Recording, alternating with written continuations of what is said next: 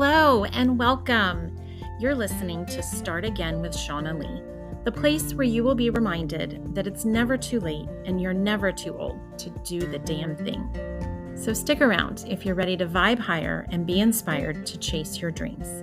Together, we will uncover your soul's truest desires.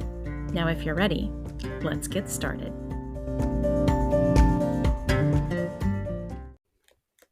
Well, hello, everyone. Welcome back to another riveting episode. Listen, today I am introducing you to a new internet friend. His name is Jamie Lima. He's a certified financial planner and a certified divorce financial analyst. Listen, today we're talking about money, and Jamie, it's one of my favorite topics. Thank you for being here. Thanks for having me. Absolutely. So I love to kick these off with just giving my guests an opportunity to do a little intro. This is who I am. This is what I do type of a thing. But also specifically, I love for you to hit on how have you embraced this idea of starting again?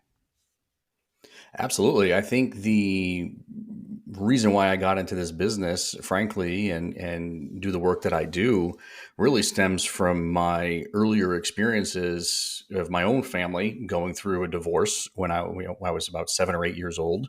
My parents were divorced, and I learned early on that people can struggle financially as they're trying to navigate their way through a divorce. I watched my dad.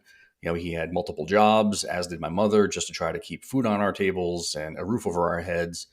They were very young when they got married and had me. So they didn't have a chance to get, a lot of education and so on. So they were, blue collar workers that were working, front lines. And I learned there were some struggles for sure. I even had a situation when I was around that same time where one of my best friends growing up, he and his family brought us groceries because our pantry was so empty. And that hit home. That was one of those things where it's like, all right, I know things are really tough at A, and B, I want to make sure that my kids in my own family never have the same financial struggles or feel the stresses over those same financial struggles that I did as a kid. And that's effectively, I think, what really propelled me into doing this work, as a financial planner. And I've been doing this work for almost 20 years now.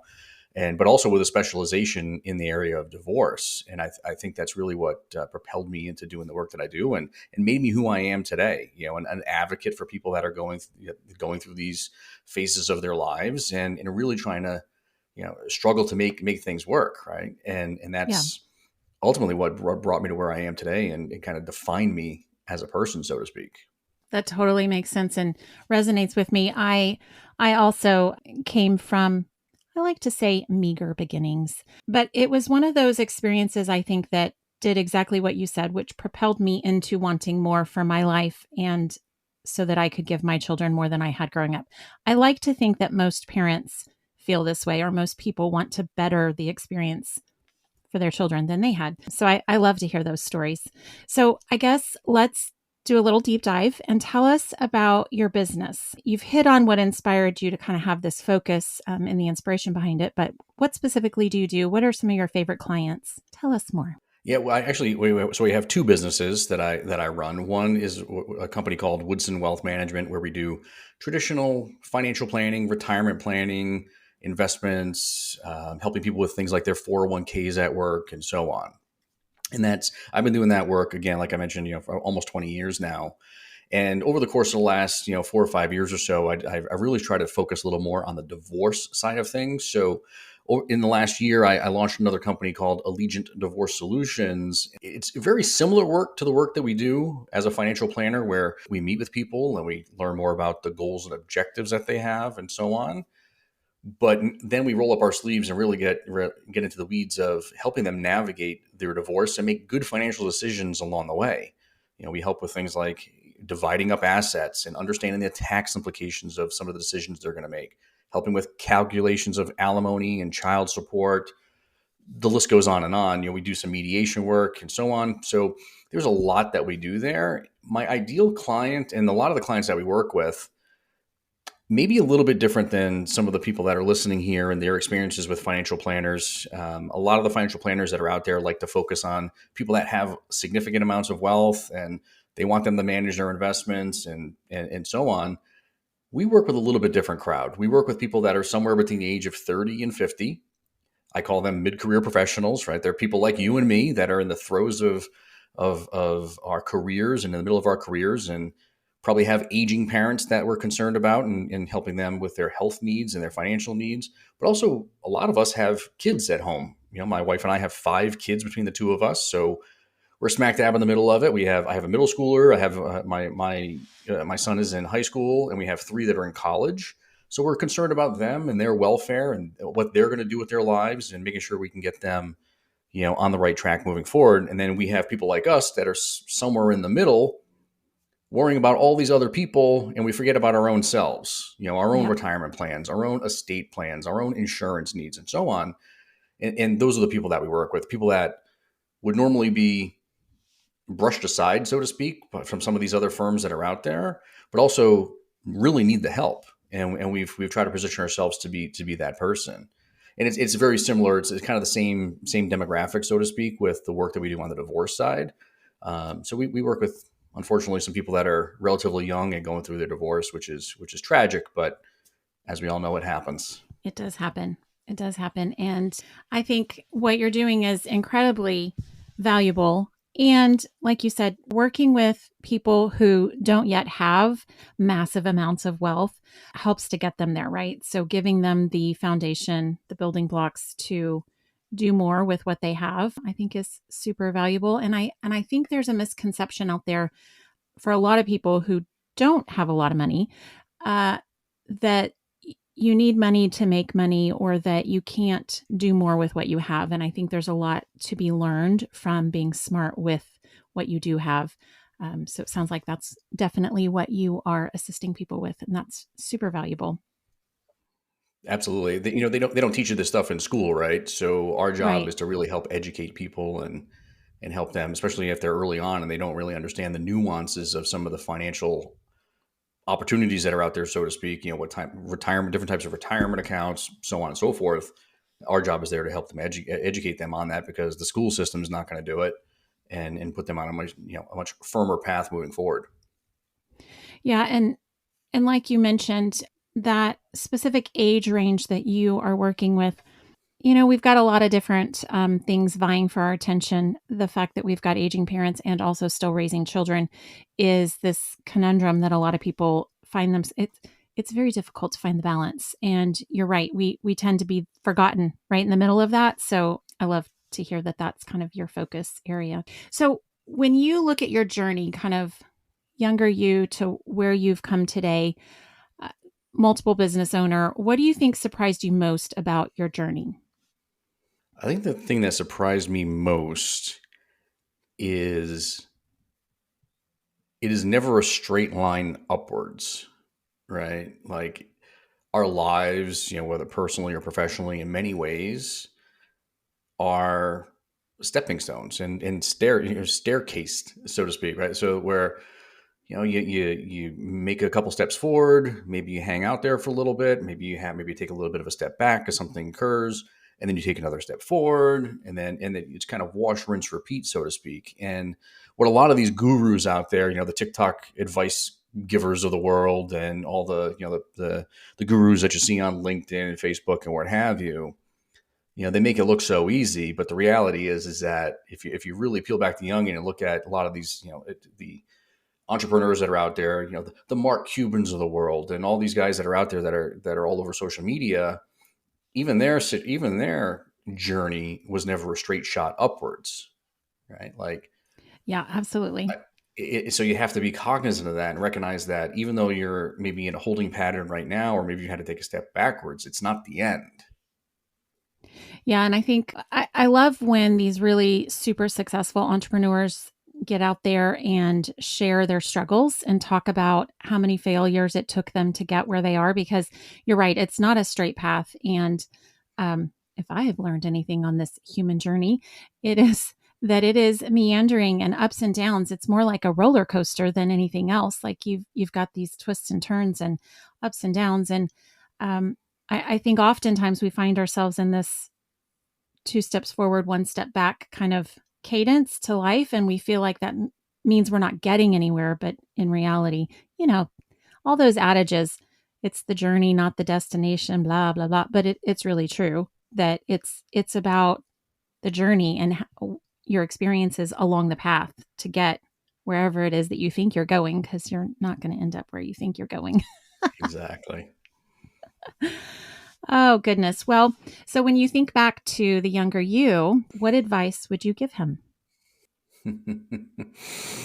The first thing I thought of was, and this is, I say this in jest, the first thing I thought of was, be careful who you marry first. Um, Yes. that that was the very first thing that popped into my mind. So hopefully she's not listening. But and I say that in jest because we do have three Sure. great kids, and even that experience in and of itself put me in a position where I'm now, we went through a divorce. Now I'm, happily married again, and I have two great stepkids, and it's been an amazing experience over the course of the last few years. Challenging in many respects, but also very, very. Sure. And I think if it may be good advice for anyone, right? Like, you have to be very careful with who you decide to partner with. Yes. So I think, even though I joke about it, I think that would probably what I say to myself is just be very, very careful in who you keep alongside you, whether it's in business or whether it's in friendships, whether it's in relationships, remote romantic relationships. You have to be very careful with who you partner with and make good choices there, because it can really disrupt your life if you pick the wrong group or the wrong person. Yes. Yes. And I think that's sage advice. Choosing your friends carefully, choosing your partners carefully. I think you're right. It is all aspects of your life. I have this conversation with my children all the time about choosing their friends, but I think the people we choose to surround ourselves with matters. And a lot of times I feel like we kind of hobble through life with people because they've kind of always been there, instead of really with intention choosing who we want to be in our circle. But yes, specifically those partners that we decide to do life with, whether it's work or personal, we should definitely choose them with intention and be careful. I also have found, having been married and divorced 3 times myself, that we always get what we need, not necessarily what we want in our partners. And I have I have gone down quite the journey, but I think we also tend to find our matches energetically. And so a lot of who we are choosing to partner with is who's going to uncover those things that we have yet to heal. It's always for us and not against us, but in the moment it doesn't always feel that way. Yeah, I agree with that for sure. Yeah, yeah. Well, so when you look forward and you're choosing now what comes next, what do you now believe is possible for your own life?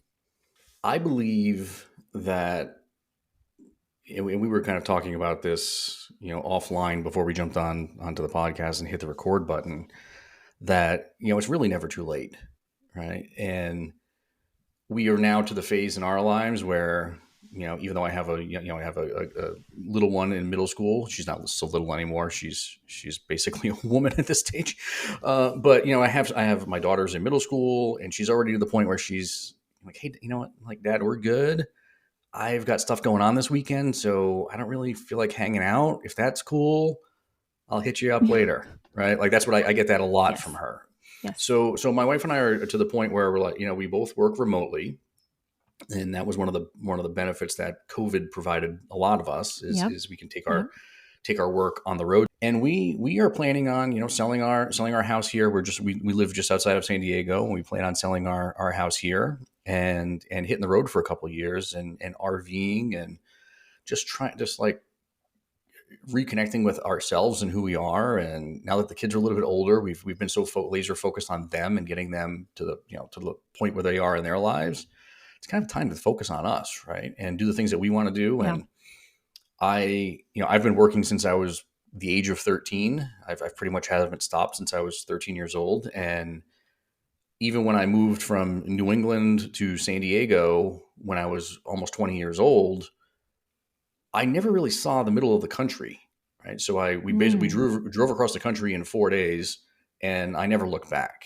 And I've seen it from an airplane at 36,000 feet, Yeah, but I've yeah. never actually Not quite the seen the same. country. I've never been to places Yeah. like Yellowstone and, the national Yeah. parks and, all the amazing things that this country has to offer. I mean, I didn't even have my first passport until I was 40. Yeah. So I didn't travel anywhere. And I think that's the next phase of our life, is just seeing other areas of the world, or other areas of this beautiful country, but still being able to take care of the clients that we work with, because we do work in a remote capacity. And I think it's Yeah. going to hopefully offer us some amazing experiences over the course of the next few years. And then we'll figure out where we settle down at that point. As I mentioned earlier, we're worried about our parents who are getting older. So we Yeah. may settle in closer to them and focus on them for the remainder of their years. But not sure. I mean, that's definitely the plan for the short term, and from a personal and business perspective for us. Yeah. I love how remote work has opened up the possibilities for people. And one of the questions, so I live in Texas, smack dab in the middle. Don't visit here in the summer is what I'll tell you. That's my sage advice. It is so hot here.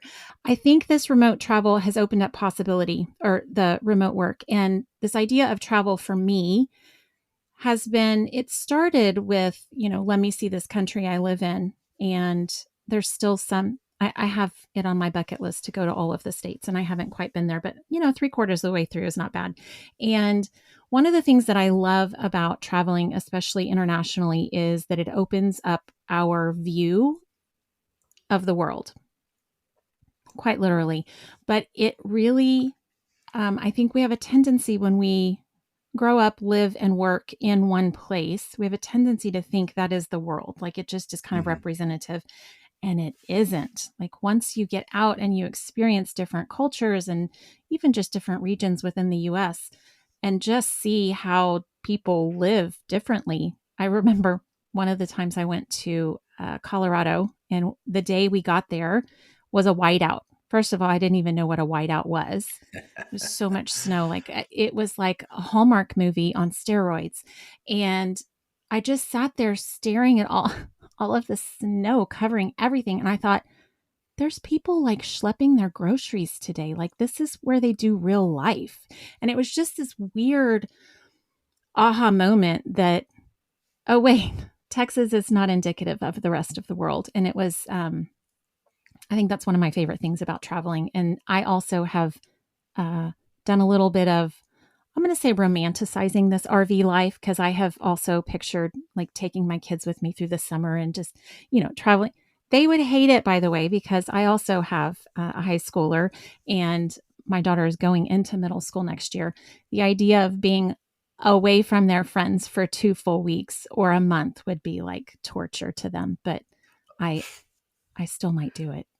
Yeah, we've already started planting the seed of, I love it. we'll come back and visit you. Like, at least once a month or so, we'll come back and make sure we spend 3 or 4 days to touch base with everybody and spend time with everybody. But you should also be planning on, having your older sister pick you up at the airport and get you to the airport so you can come see us too, because we want to give them those same experiences. They don't want to spend 2 years in an RV with mom and dad. They just don't, or mom and stepdad, Yeah. stepmom and Yeah. stepmom and dad. They don't.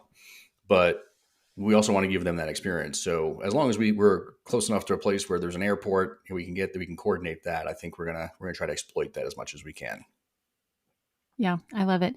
And it is a great experience. The few times I've dragged my kids kicking and screaming to any location, um, they always get so much out of it, because that whole experience I was talking about, they also get. This whole idea of the world is bigger than where we live is incredibly valuable for them as well.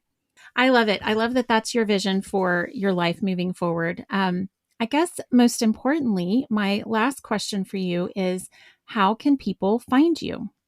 People can find me through the website. I think that's probably the easiest place to get all of my contact information.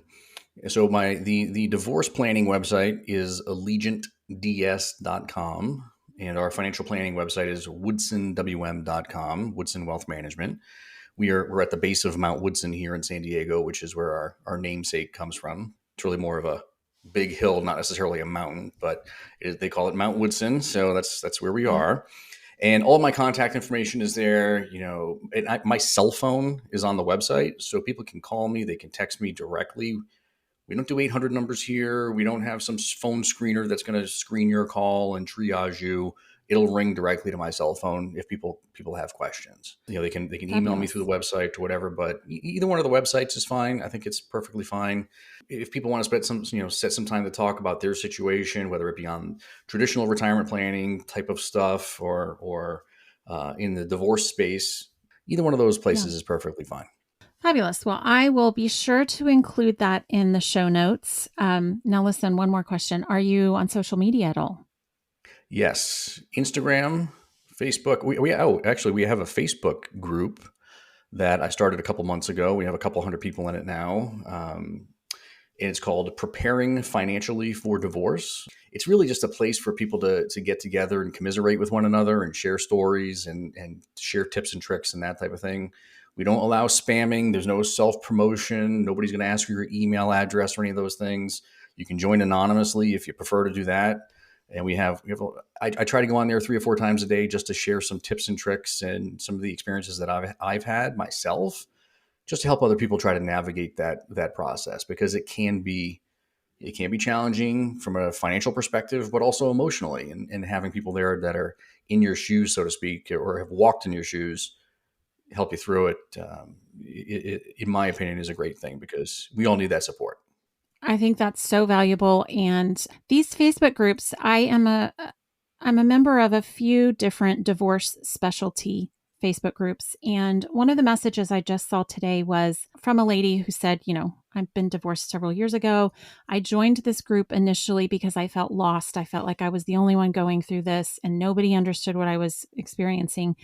And she joined the group and realized she was in a community of people who got it.